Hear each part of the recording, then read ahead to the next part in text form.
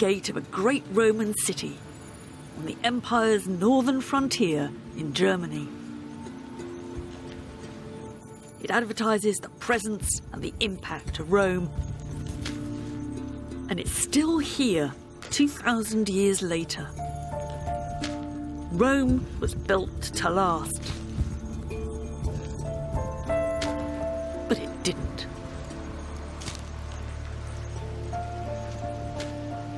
One of the biggest puzzles about the Roman Empire has always been what caused its decline and fall.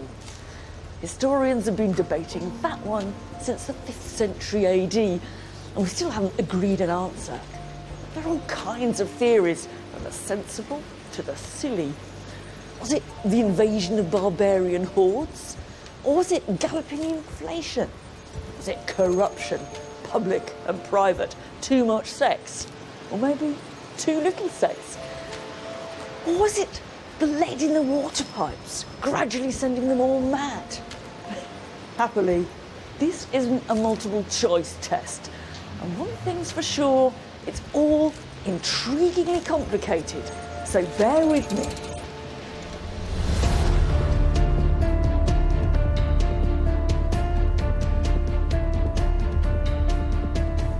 From its mythical origins to the reality of empire, stretching from Britain in the north to the fringes of the Sahara in the south,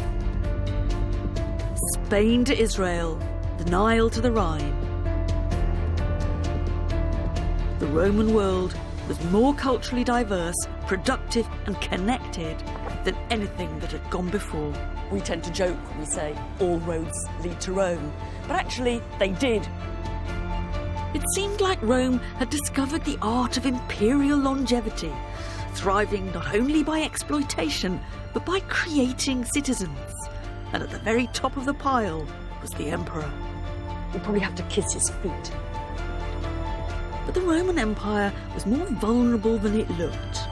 There was conflict and there was resistance, both from the outside and within. This was Romans attacking Romans. So why did the Roman Empire come to an end? Or did it?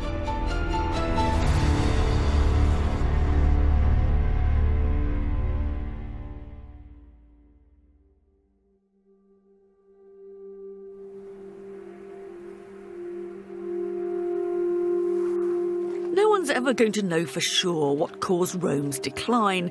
It's not the kind of question that you can ever answer once and for all. But I'm going to unpick a story that makes sense to me. And I'm starting at one of the most recognisable and puzzling monuments in the Roman world. The 115-kilometre-long Hadrian's Wall that spans northern Britain. Built in the 2nd century AD when the empire was at its widest, what its construction hints to me is a shift in the way the Romans saw the empire and what happened at its boundaries.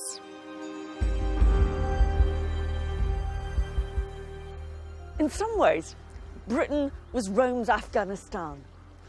The Romans always found it terribly hard to get the upper hand, particularly in the north of the country.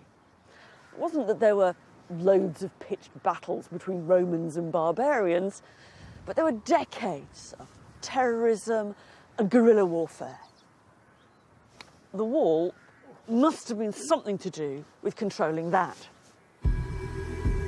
But it was never a straightforward defence against the enemy. It was more a Roman statement. This really is an aggressive structure, ploughing through the country from one side of it to the other. It seems to me there's two things going on here. First of all, it is a major symbol of Roman power, and it's speaking to those people out there to the north and to those down there to the south. But there's also a new idea of what an empire is that's at stake here. They're starting to say the empire has an edge, it has a boundary. And they're doing that here and in other places in the empire. And this is the start of the empire being mapped. And that made a big difference. As we know now, the moment there's a physical barrier, whether it's a wall, a fence or a river, it doesn't just keep people out, it also entices them in. And there was an extra urgency to that when almost everyone inside the empire was a full Roman citizen, almost everyone outside not. It wasn't a simple standoff between insiders and outsiders, Romans and barbarians. The frontiers of the empire were always pretty porous in our terms, and you even find so-called barbarians serving in the Roman army. All the same, there was a whole series of flashpoints that put the empire on the defensive against invaders, against waves of refugees, and against economic migrants. And to be honest, it was quite difficult to tell the difference between those three. The effect of all that was somehow to turn the empire inside out. The centre of things was now on the margins. That's where more and more Roman cash was spent. It's where more and more Roman resources were eaten up. And it's where the decisions that really mattered were taken. In a way, the Romans on the frontiers, the soldiers and the generals became the key power brokers. The change was dramatic. In the 3rd century AD, emperors were usually raised to power by the legions, with little or no reference to the authorities in Rome itself, and they didn't last long either. Most of them barely had time to issue some coins and put up some statues before they were gone, often assassinated by the supporters of the next guy on the throne. One of this lot was Elagabalus, parachuted onto the throne by his granny and an army legion. If you believe the stories, he was a nasty piece of work, making Nero or Caligula look like pussycats. Bellissima.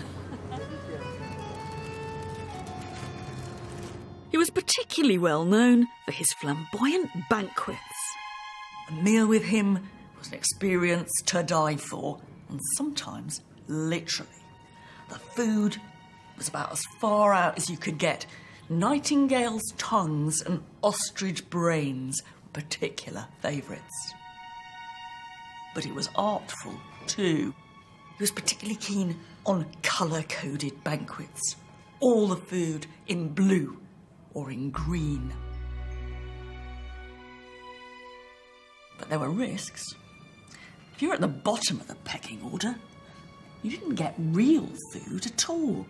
You just got model food in wood or plaster. And all you could do was look at it. And on one occasion, he showered so many rose petals on his lucky guests that they smothered and didn't get out alive.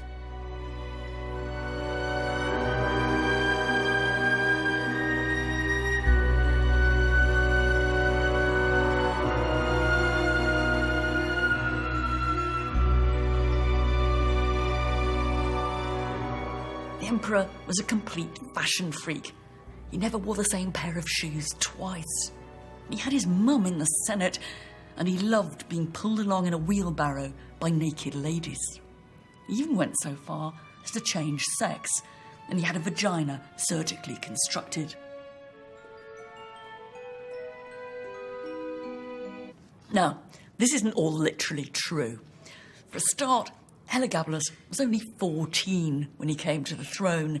At best, it's a fantasy about what it might be like having a very difficult teenager as emperor. At worst, it's black propaganda, invented after he'd been deposed. But there's a logic to it. It's a fantasy about a system under threat. The idea that the man on the throne was completely bonkers was saying more about the way the system was imploding than about the man or boy himself. But the Romans didn't just sit and watch it all happen.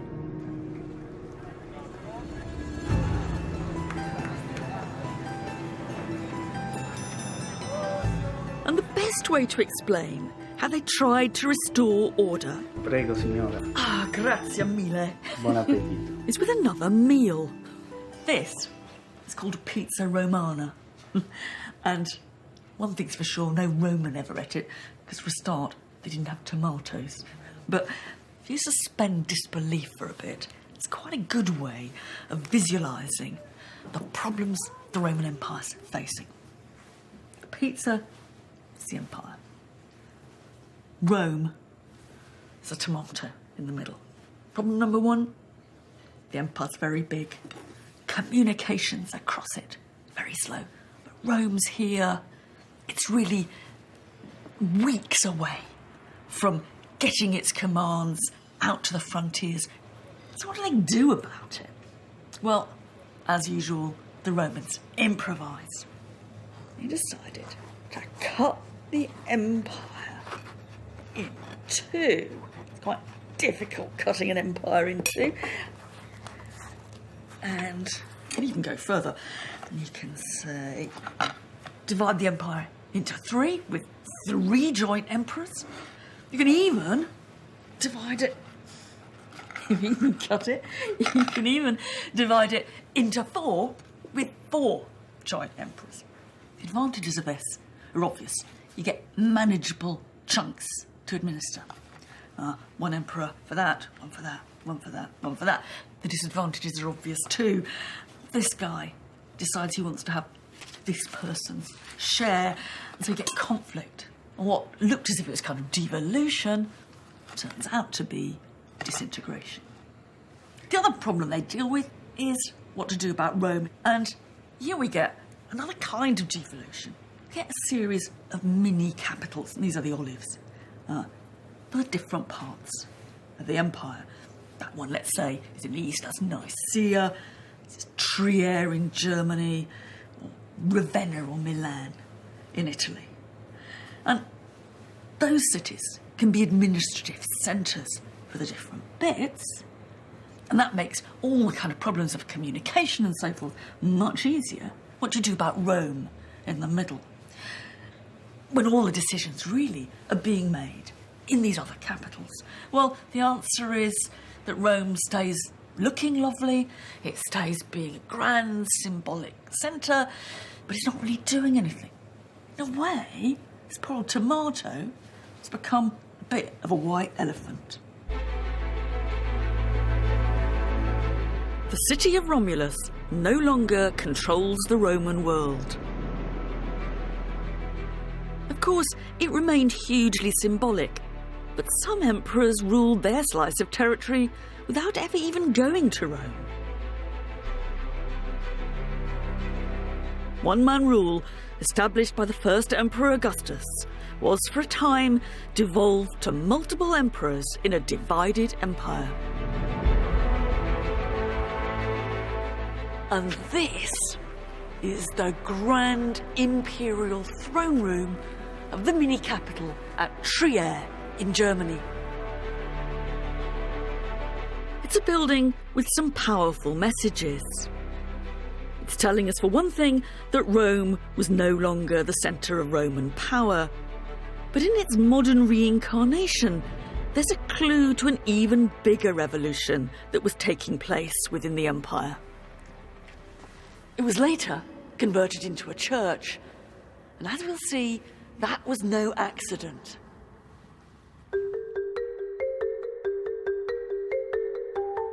Because there was something bigger happening than any of those problems on the frontiers, mad emperors and rivalrous legions. The entire Roman belief system was being challenged. And to understand that, we have to go further back into Roman history to see how the relationship between the gods and the Roman state had traditionally worked.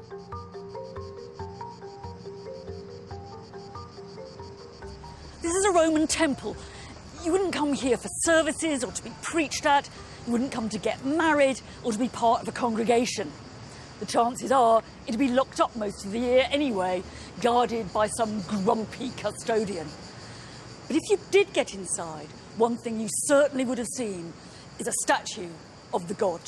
That's the basic function of a Roman temple, to house the divine image. And that's what temples were often called in Latin. Ides, houses. And temples were everywhere.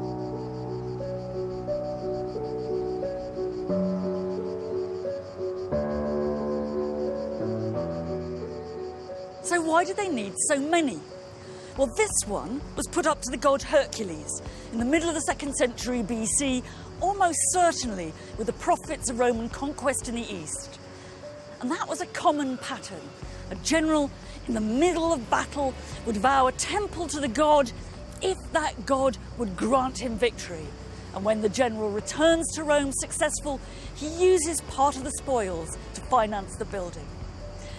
In a way, temples are public reminders of the god's support for the Roman state, and they underline the axiom that Rome can only be successful if it keeps the gods on its side.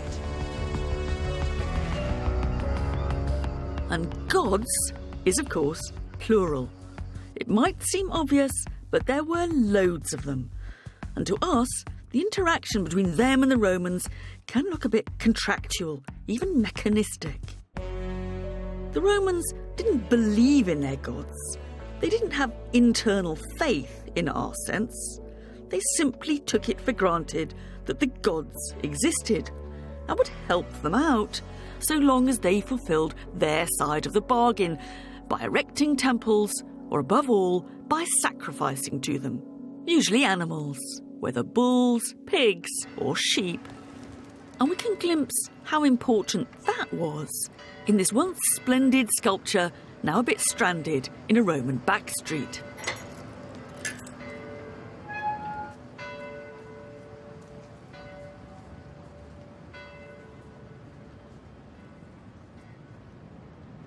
Here we've got a scene of sacrifice to the gods.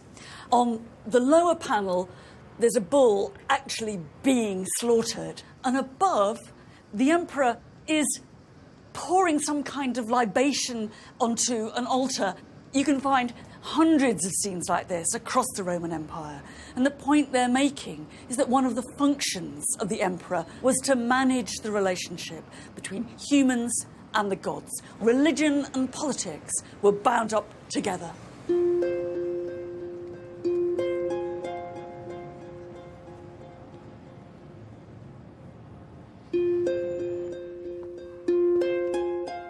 There's a decidedly public, a decidedly matter-of-fact side to all this. But that doesn't mean the gods didn't also have a personal impact. On the contrary, they permeated the lives of the Romans. It was a world full of gods. This collection of miniature gods and goddesses takes us right into the world of personal religion. These are private objects. There were thousands of them across the Roman Empire, in people's pockets, on their mantelpieces at home, in temples and in shrines. They're kind of like everything from fridge magnets to objects of devotion, all rolled into one. This was an incredibly complicated religious world. We're not dealing here with 12 gods and goddesses sitting up on Mount Olympus, each with their own job to do. Venus, the goddess of love. Mars, the god of war. That's what I learned at school, but it's very misleading. This is much more a question of a whole range of different divine powers which control the world in different ways and help us make sense of it. That might be questions of where did human life begin? Or much more practical things like, will I get across the sea safely? In that case, you might have decided to turn to the god Neptune, the god of the sea. But equally, you might have approached Minerva, who had to do with the craft of seafaring, or Hercules, who protected humanity in their struggles against adversity. Or you might equally have turned to Mercury, the god who helped you get places and helped you make a profit. This was an extraordinarily flexible religious system in which people made their own religious choices and they created their own religious world.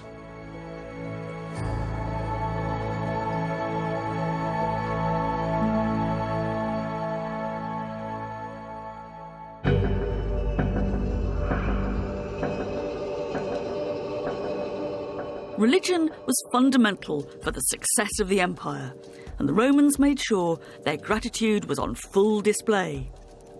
But the growth of the empire brought new and different gods into Rome. Just as the Romans incorporated new citizens from new conquered territories, they incorporated divine citizens too. One of these new religions, thought to originate in what is now Iran, didn't have grand temples, at least not above ground.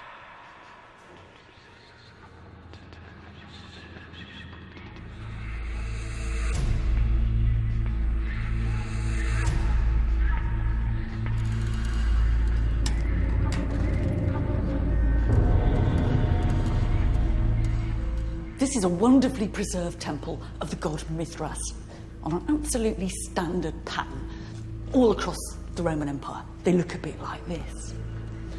It's dark, enclosed, and it was almost as hidden away then as it is now. It's actually all been done a bit on the cheap. This marble floor looks impressive enough, but it's obviously come from a Roman skip. And up here, they've even made their little steps by cannibalising some old inscription.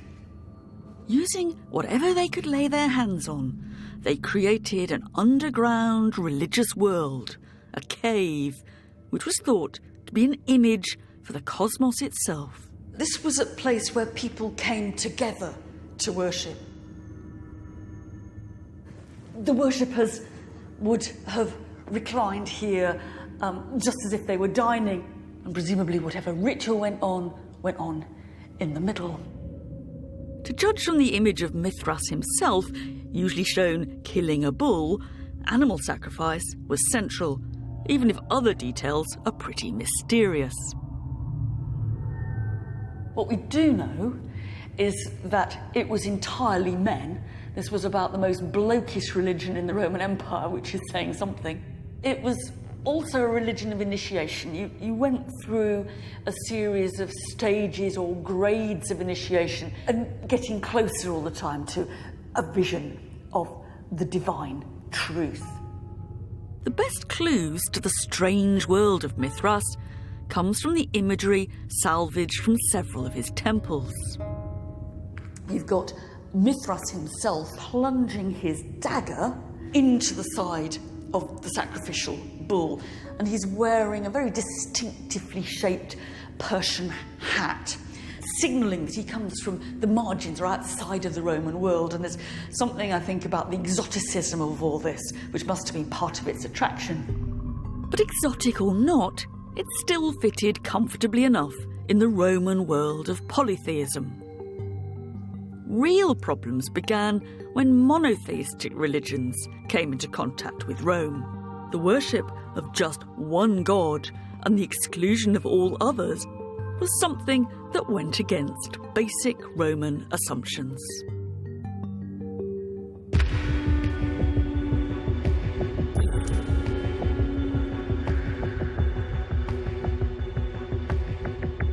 Judea was made a province of the empire in 6 AD. People here had their own way of life and a distinctive relationship to one god. So when the Romans took over with a very different set of assumptions, a clash was almost inevitable. A mixture of politics, local infighting, and religious conflict ended when the Romans destroyed the temple in Jerusalem. And that triggered a 6-year-long full-scale Jewish revolt. יומם השמש לא יככה וירח בלילה.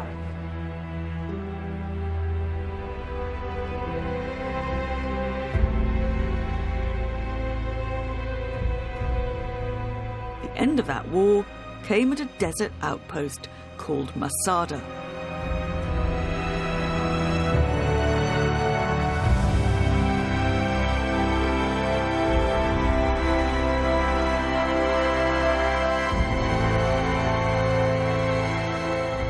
In this remote spot, King Herod one of Rome's earlier allies or collaborators in Judea, had built an extravagant palace where he could dine and bathe in true Roman style. You would be disappointed to know that the place is now famous for much bloodier reasons. The final showdown between the Jews and the Romans happened hours away from Jerusalem, here in the middle of the desert. There was a breakaway group of about 1,000 Jewish extremists. They were terrorists in the eyes of some Jews, as well as the Romans. And they'd seized Enzedder, and they were holding out there years after the temple in Jerusalem had fallen.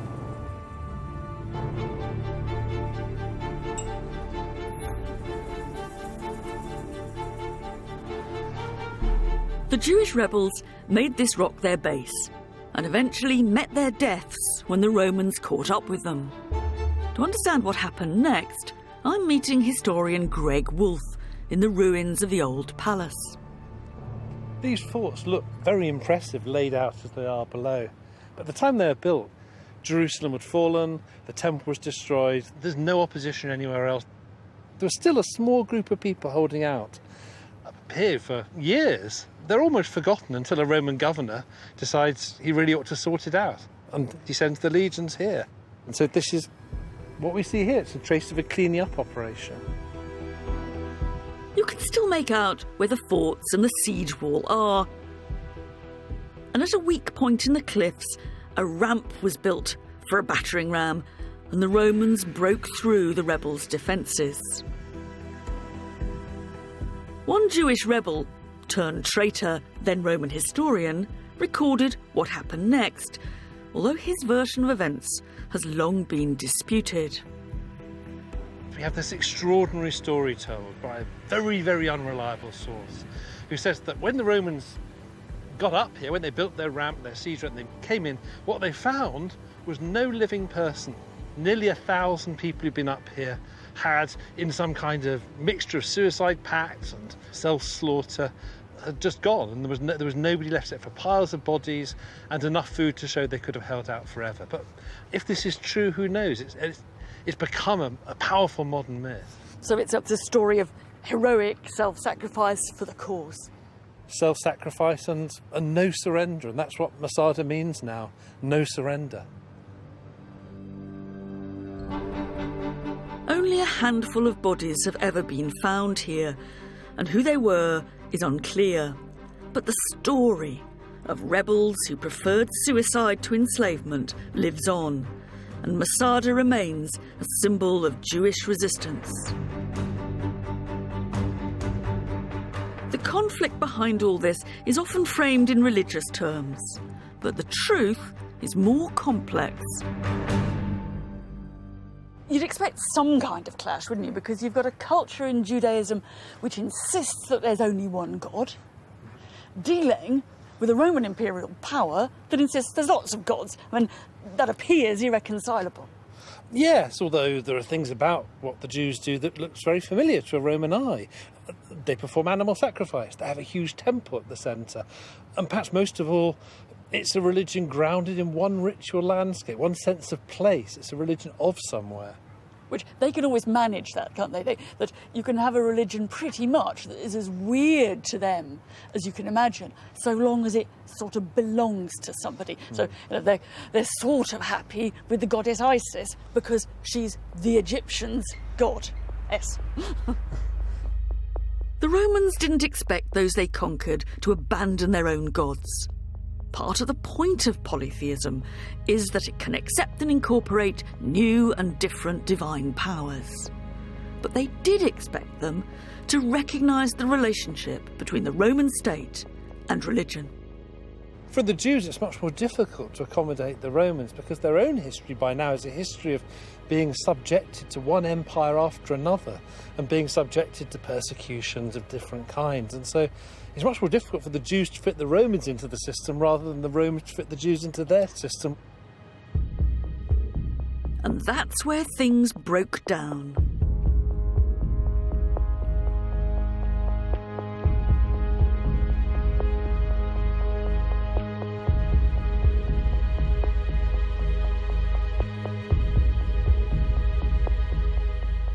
Over the next 200 years, there were more bloody chapters in the history of Jews and Romans. But to see it from the Roman point of view, what's just as remarkable is how far they managed to accommodate Judaism within the empire. They used taxation as a means of control. Roman emperors received delegations and complaints from Jewish communities. Individual Jews progressed high up in the Roman administration. And in many ways, Judea was a prosperous little Roman province. But for one offshoot of Judaism, and that's Christianity, it was to be a very different story. In the turmoil of conflict between Rome and Judea, one Jewish rabbi had developed new ideas. His name was Jesus. The sayings of Jesus, as they were called, were only written down later, but it's clear enough that for the Jews, he was preaching blasphemy. And at the beginning, at least, for the Romans, he was just another troublemaker. However exactly the story went, he was arrested, put to trial, and sentenced to death, Roman style, by crucifixion. The Romans must have thought, problem solved. But it was only the start. It was near here that Jesus came to be crucified, probably on some charge of civil disobedience. It's very hard to know exactly what was going on because the story has been rewritten and reinterpreted and embroidered ever since. But we can be fairly certain that the real Jesus was the leader of some small Jewish splinter group, and that in the decades after his crucifixion, he was almost reinvented as the founding symbol of a new religion which attracted followers more widely across the empire. There weren't, to start with, actually all that many of them, and they believed a variety of different things which we wouldn't recognise now as Christian. But at the core of it all, there was a new ideology that was challenging from within the empire itself old Roman certainties about how the world worked.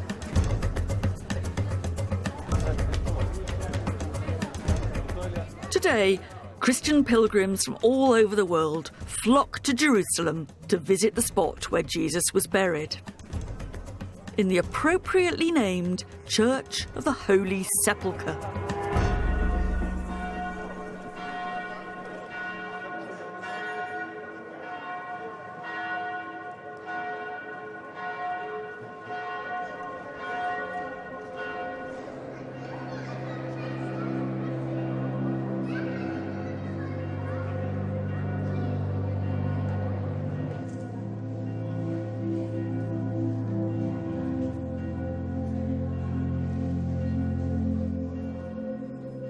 Although to call it a church is an understatement. Under one roof, a bewildering array of Christian sects fight to be heard.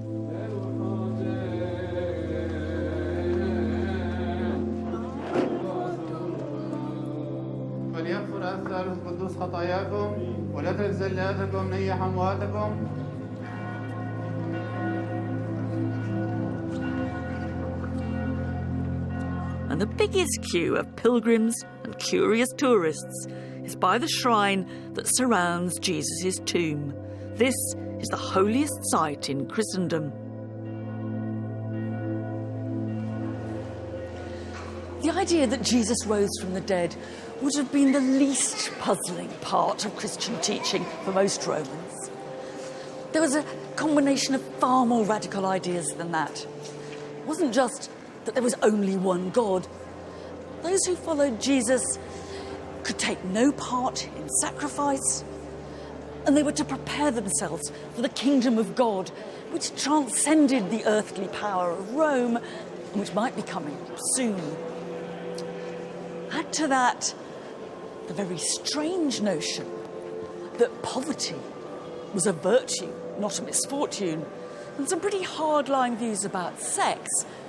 And it's not difficult to see how some Romans might have been curious, even attracted to Christian teaching. Many others would have been baffled or affronted by what must have seemed like an assault on their world order. Christianity flew in the face of what Romans had traditionally thought religion was all about. And that contradiction may be one reason why Christianity was initially slow to take off. But when it did, it exploited the very network of communications that linked the Roman Empire. One of the key figures in spreading the word was a small-time Roman salesman from Turkey, better known as St. Paul. Jesus himself wasn't a big traveller, but Paul not only got everywhere across the Eastern Mediterranean, he also used the long-distance mail as a way of broadcasting to far-flung Christian communities. And the letters he wrote are still part of the Bible. Corinthians, that's the letter he wrote to the Christian church at Corinth. And he's writing to the people of Thessaloniki, to the people at Ephesus, the Ephesians, and to the Christian church in Rome. They're part pep talk, part instruction, and not all of it's entirely to my taste.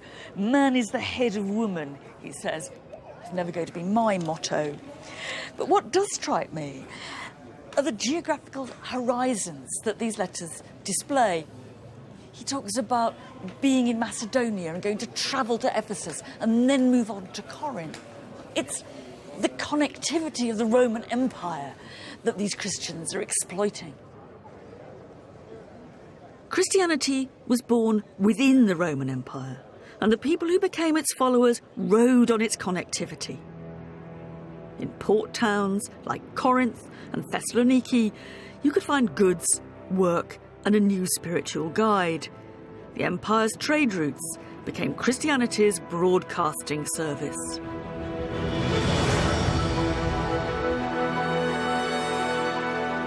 "200 years after Jesus' crucifixion, there were small groups calling themselves Christian across the empire and in Rome itself.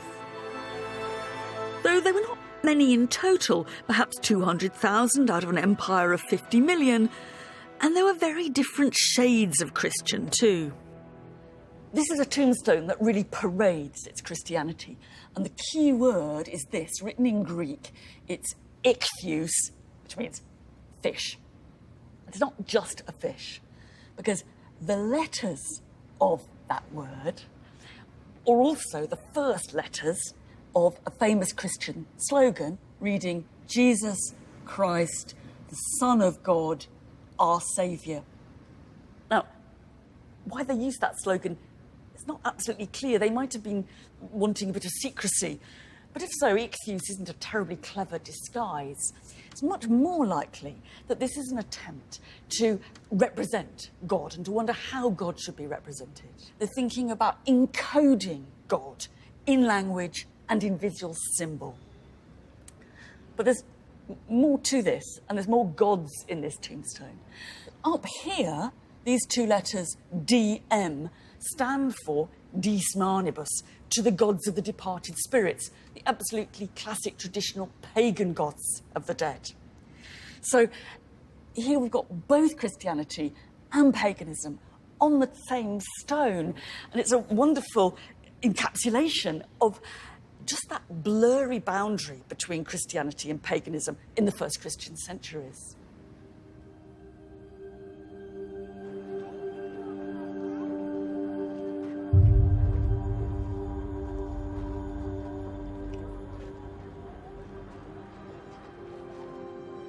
Most Christians in the Roman Empire probably inhabited that blurry boundary. But a few were much more hardline, overachievers, extremists you might almost call them, who came into conflict with Roman authorities and went to their deaths for refusing to sacrifice to the traditional gods.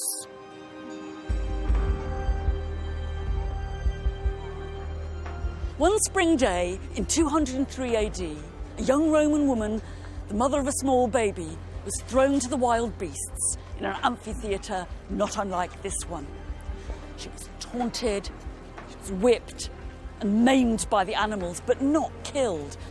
The gladiator came, to finish her off. After one painful mishit, she calmly took his blade in her hands and guided it to her throat. Her name was Vibia Perpetua. Her only crime was to be a Christian. This was Romans attacking Romans.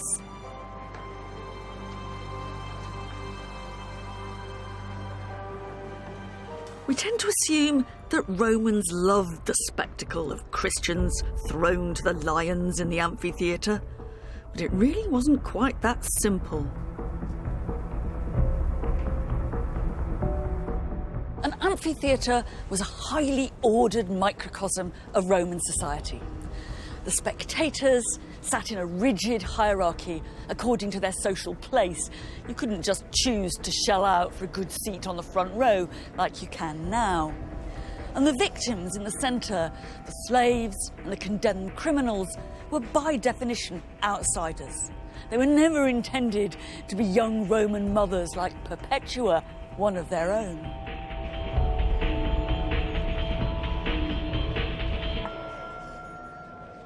Hardly surprising that her prosecutor tried to get her to think of her young baby and to recant her faith.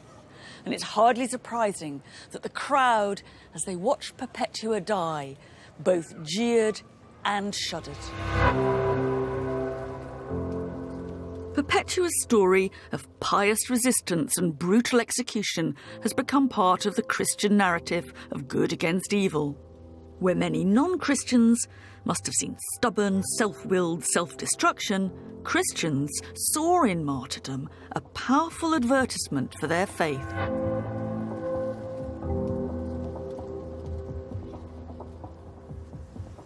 Long after their moment in the arena, stories of the killing, the torture, and the excruciating suffering were told and retold in meticulous and sometimes lurid detail.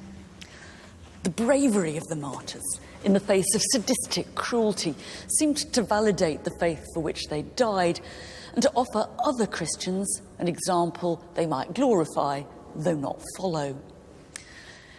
Quite why the Roman authorities chose to send them to their death remains something of a puzzle. That's largely because almost all the evidence we have comes from the Christian Romans themselves.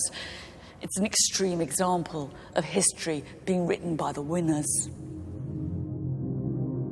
If we try to see it from the side of the Roman authorities, the fact that the Christians refused to sacrifice threatened to disrupt the good relationship between the state and the divine powers, which ensured the success of the empire. It was pure treachery.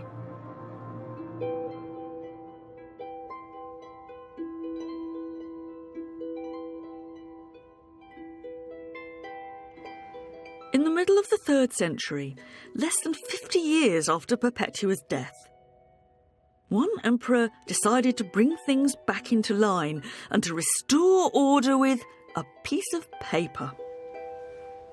These are scraps of papyrus from a Roman waste paper basket in the province of Egypt, and they're some of the most important things ever to have been found in a waste paper basket.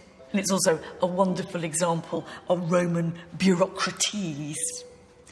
They are personal certificates proving that their owner has sacrificed to the traditional gods. The gist of the message is up here, saying so-and-so has sacrificed. It's been witnessed here.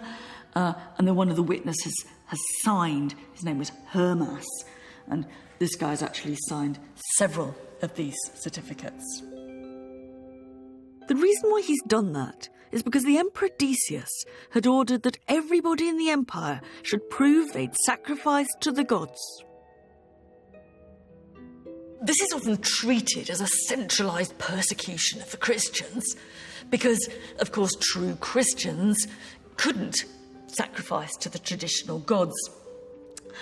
And we know, in fact, that some of them didn't and supposedly went to their deaths. But even Christian writers tell us that many of them, and this is, I think, where I would have been, either sacrificed anyway or just kept their heads down. what's going on in the Emperor's mind is also rather different, I think. I'm sure he's not planning more bloody spectacles of Christians versus lions. What he's wanting to do is to ensure that every single one of his subjects signs up publicly to the institution of sacrifice, which is the ritual that ensures that proper relationship between the Roman state and its gods, and ensures Roman success. I mean, in a way, this is a clumsy and rather heavy-handed attempt to restore political and religious order to the Roman world. His project didn't last long, and neither did he. Decius wasn't dealing only with the Christians, but between the invasion of the barbarians and internal rivals, his reign only lasted 2 years, and he ended up killed on the battlefield. It would have been beyond the wildest dreams of Perpetua and those who died like her that in less than 100 years, Rome would turn in exactly the opposite direction.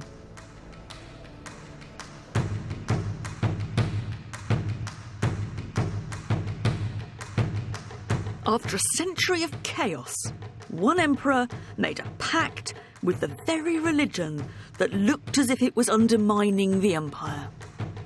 His name was Constantine, and eventually he became once more the sole emperor and aligned his power with that of the sole god. The Christian god, that is. These fragments are what's left of a colossal statue of the Emperor Constantine. Can't all have been in marble. It could never have stood up if it was. We have to imagine a brick and a bronze core, and these bits sort of stuck on the end. It's an entirely new vision of imperial power. Of course, there have been colossal statues of emperors before, but just look at that face. Superhuman, staring, almost abstract. This isn't an emperor who could conceivably be one of us. This is an emperor we have to worship. We probably have to kiss his feet. Constantine is a striking mixture of the old and the new. He comes to power in civil war. He celebrates a triumph. He acknowledges divine assistance. And he has a big building programme in the city of Rome. All that's very traditional. What's new is that the God whose help he acknowledges is the Christian God. And what he builds in the city is not temples, but it's churches. We really don't have a clue why Constantine became a Christian. It might have been a sincere spiritual conversion. It might have been a calculated decision to back what looked like the winning side. The political logic of this, whatever's going on inside Constantine's head, is that the circle has been squared. The universal empire, instead of fighting the universal church, has done a deal with it. From now on, empire and church are going to walk side by side. One way of seeing this is as a revolution. Fundamental aspects of being a Roman have changed. Hierarchy, faith, morality, sex. But in another way, Constantine has reinvented the original model of Roman power around a new god.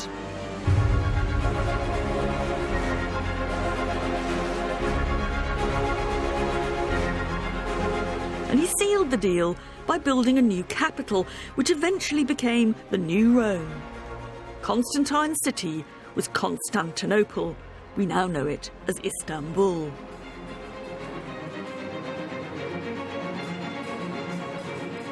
It was here that he ordered his own versions of some of the major buildings of Rome. The site of Constantine's hippodrome, his Circus Maximus, has been preserved, complete with a few of the monuments that he and later emperors placed along its centre. Robin Cormack, my tour guide and husband, knows more than me about the art and culture of the Eastern Empire. I think this is a really impressive monument, and they were really proud of it. The amazing achievement is to get that obelisk from Luxor onto this stand And they were so proud of what they'd done that they have 2 inscriptions saying how difficult it was, and they have the pictures of the putting up of this. You can see the ropes here to winch it up. This is Roman technology as it ever was. At its best. But why did Constantine choose to build his city here? It only happened because he'd won his last battle against his rival Roman emperors, and it's a victory city. He looked around, he chose a city near to where the battle was, the city of Byzantium, and he turned it into a massive, powerful new city named after him, Constantinople. So it shows he is now the single Roman emperor. So did it feel like a specifically Christian city? Did it feel different? No, it looked like a Roman city with all the trappings. And what he did do was bring lots of pagan statues here, so that you've got those in the Hippodrome and elsewhere. So much so that there's the famous saying that this city was built up by denuding all the other cities of the Roman Empire. I mean, it must have been a bit odd to see an emperor who's sponsoring Christianity, decorating his city with pagan gods, great works of art that he's sucked in to decorate it from all the other bits of the empire. Yeah, well, he's a powerful emperor, isn't he? Yeah. This is a display of power. He made this a traditional Roman city with all the features that the biggest city he knew, Rome, had. They didn't call themselves Byzantines, they called themselves Romans, and they're absolutely convinced that they were the Roman Empire. In fact, here in the East, the Christian Roman Empire lasted right up to 1453, when the Ottomans conquered Byzantium. In the West, it was a different story. Rome was still Rome, but it was more a showcase of architecture and culture than the capital of power. But the northern frontiers were more porous than ever. Outsiders pushed in. And even if it was now a hollow symbol, the city of Rome was still a prize. Driven by the Huns, various tribes like the Visigoths, the Ostrogoths and the Vandals moved towards the Western Empire. The legendary sack of Rome didn't happen once, but 3 times. Roman armies were defeated, citizens were killed, and the city itself was looted and pillaged.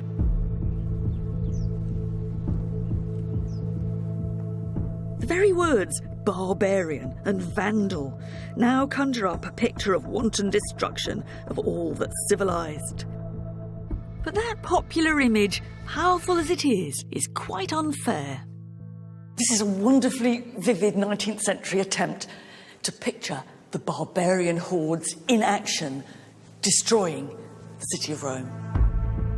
Long hair, funny top knots, plaits and moustaches. And a couple of them are trying to topple one of the symbols of imperial power. And their mates are getting their torches ready to set the place ablaze. Actually, the world of the New West was nothing like this. It's true that political unity had collapsed and there was plenty of destructive military conflict. But what emerged was a series of rival powers who were in effect mini-Romes, who were trying to buy into the prestige of Rome and Romanness rather than trying to buy out of it. They sponsored Latin poetry, they developed the traditions of Roman law, and they were more likely to be restoring the monuments of the Roman past, not trying to pull them down. The empire, in a political sense, had gone, but the cultural hegemony of Rome remained, even in the West. These people were not Romans, but they were imitating Rome, much like many modern empires have done ever since. With these barbarians imitating the Romans so closely, can we really call it the fall of the Roman Empire? How do you decide how or when an empire starts or ends? What counts? Is it territorial control? Is it law or culture? Is it the Roman brand?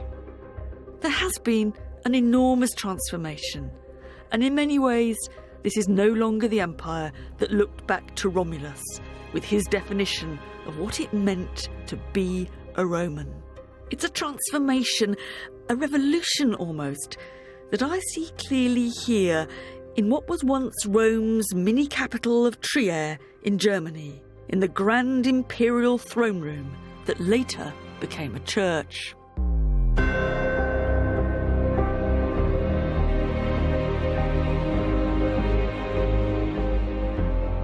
The conclusion I come to is that the real heir of the Roman Empire was Christendom. Not an empire of political domination, or not only that, but an empire of the mind. And, in its own ambitions at least, still an empire without limit.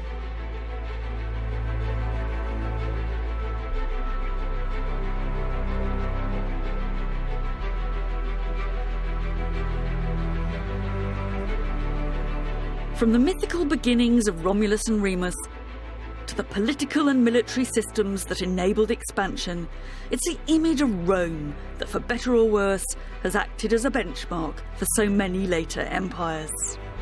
Britain, Russia, America, even Nazi Germany have all tried to recreate what they saw as the glory of ancient Rome. And they haven't avoided some of the same problems, dilemmas and conflicts of imperial rule.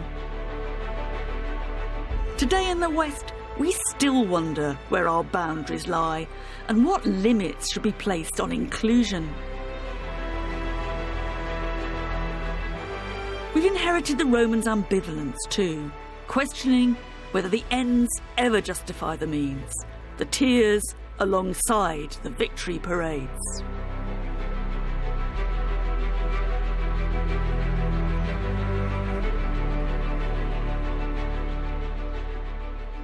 2,000 years ago, the Roman historian Tacitus offered one image of the fallout of Roman conquest. They make a desert, he wrote, and they call it peace. I first read that when I was a bit of an awkward teenager, and I still remember the moment, because it was the first time that the Romans actually seemed to speak to me. It was the brutal clarity of it that was so striking. And I guess that ever since, however much I've admired the Romans, however much I've been repelled by them, they've always held my attention. For me, it's the conversation that we can still have with the Romans that's so important. A conversation that makes us think harder about ourselves and about the ideas and problems that we have in common with them. There's a little bit of the Romans in the head of every one of us. And that's why Rome still matters.